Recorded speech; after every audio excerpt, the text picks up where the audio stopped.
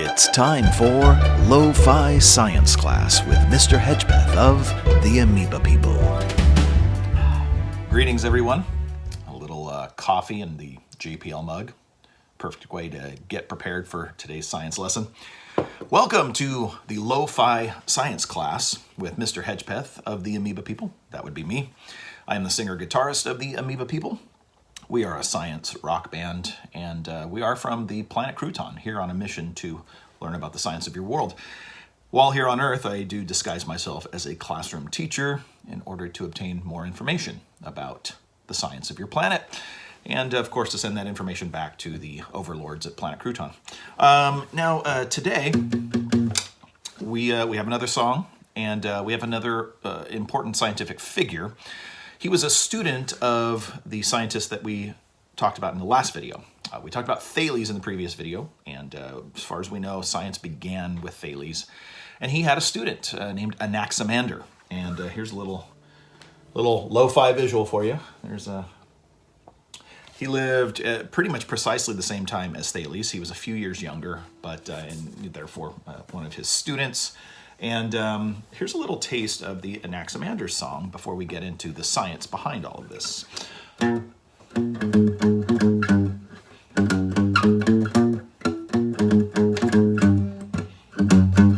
Anaximander was a student of Thales. Back in the BC's made some discoveries. First that we know to conduct an experiment. Step by step, but let me tell you just how it went. And then I'm going to pause right there. That's a little teaser. We're going to get into that song, Anaximander, in a little bit. But first, let me give you some background on why we're talking about him. As far as we can tell, with Anaximander is where we start to see some of his work that he did, some of these experiments being discussed and written about. So this is very important because once they can be shared across locations, once they've been written down, then this person could look at it and say, does it make sense? Can I follow the same steps that he did and get the same results? So what you have here is essentially the beginnings of what we would probably now refer to as the scientific method. And this is how we can test whether discoveries are legit, because if you can't test something, like for example, let's say back in these old times, right, these ancient times, say this dude comes up and he's got a toad in his hand, and you're like, hey, where'd you get that toad from? And he looks at you and he's like, it was a stone 5 minutes ago, but with my mental powers, I turned it into this toad. Well, back then you might be like, wow, like, can you really do that? Is that possible? But, once the scientific method began to emerge, people could then say, all right, well, do it again and let me watch you. Well, Toad Dude might say, oh, it doesn't work when other people are watching. It only works when I'm alone because I have to concentrate. And I'd be like, yeah, that sounds a little suspicious to me. I'm thinking you just found that toad. So, oh, no, I turned it from a stone into a toad, but I just can't let you watch how I do it. So once this began to occur where people had a means of testing claims that people could make, it started weeding out some of these crazier ideas that people had. And so Anaximander was one of these guys like Thales, who instead of using mythological explanations for what they saw in nature, began to see if there were actual natural laws that governed these things. So he's really important in that regard. He's also super important, like in astronomy, and back in these times, they studied everything. There were separate classes, of course, but they consumed it all because they were trying to learn about it all and trying to figure out what made it work. So in today's lesson, we do talk about in this song two ways that discoveries can be made. There's the Eureka method. Eureka being like you make a discovery and you say Eureka, I don't know if people actually say that, but it's like, oh my gosh, I just discovered this thing. Then there's the scientific method, which then can test out step by step whether this Eureka discovery still holds water or not. And then other times people begin with the scientific method. Oh, I have this idea. Let me see if I can put it to the test. So So those two concepts are mentioned in the song, and those are extremely important tools in science so that people can't just simply make claims and say, this is what I think it is, and I don't care if you don't think that my toad was a stone 5 minutes ago. You can put these things to the test. Okay, so, all right, I'm going to show you how I wrote this song, okay? Because the idea was to talk about Anaximander, but also talk about the scientific method. And so what I do is I have this machine. This is a diagram of the machine. It's like the guy with the toad and the stone. He can't show you the process of how he turned the stone to, well, same here. This machine's too big. It doesn't fit in this room, but I drew a diagram of the Amoeba people song machine. And essentially what happens is this: you take a scientific phrase and, I want it to be a little more musical. So here's the steps of the scientific method right here.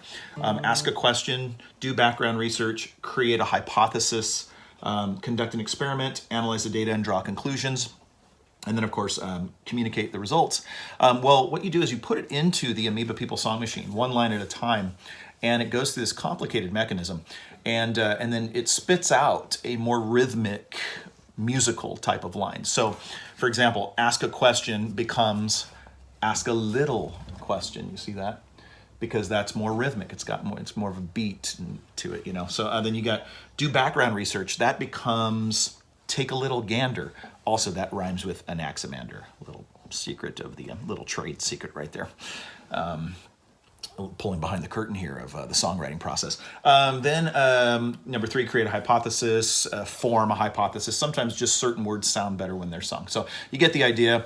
At the end, communicate results, goes through the machine, and it becomes shouted out. So that's just, scientists may not shout it out when they publish it because it's just on paper, but, they want to communicate it with everybody. So anyway, that's how this song came to be. Thanks to the Amoeba people song machine for helping us out. And now here it is, Anaximander, and we'll have the words on the screen, of course, so you can follow along. Here we go. Ready?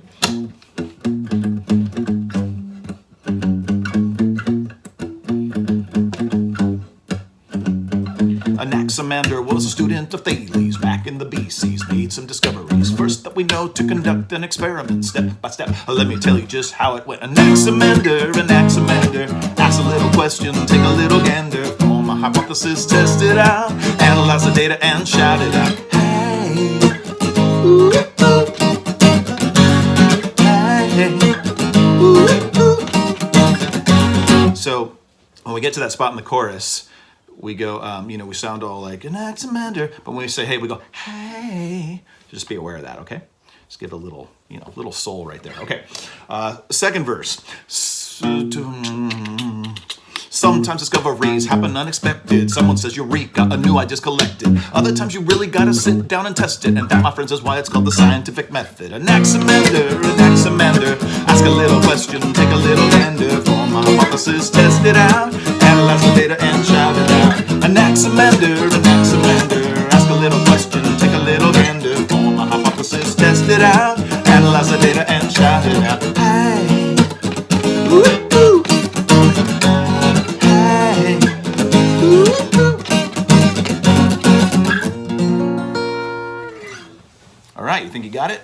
Okay, so that first part of the song talks about Anaximander, the historical part of it. Of course, the second part talks about the eureka moments as well as putting things through the test. So shall we sing the entire thing all the way through without me pausing in the middle? So let's see if that was enough of a warm-up for you.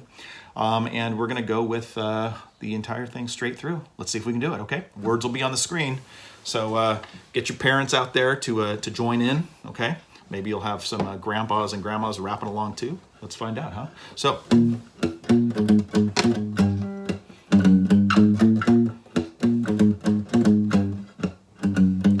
Anaximander was a student of Thales back in the BCs, made some discoveries. First that we know to conduct an experiment, step by step. Let me tell you just how it went. Anaximander, ask a little question, take a little gander, form a hypothesis, test it out, analyze the data and shout it out. Anaximander, ask a little question, take a little gander, form a hypothesis, test it out, analyze analyze the data and shout it out. Hey, ooh, ooh.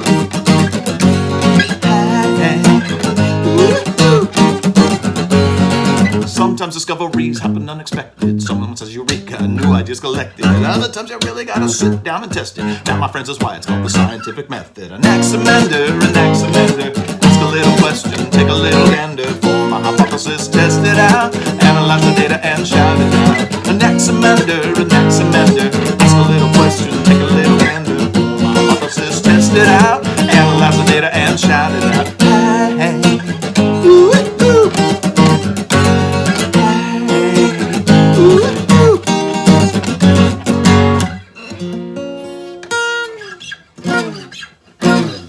Okay, so there you have it. Hope you enjoyed this lesson today.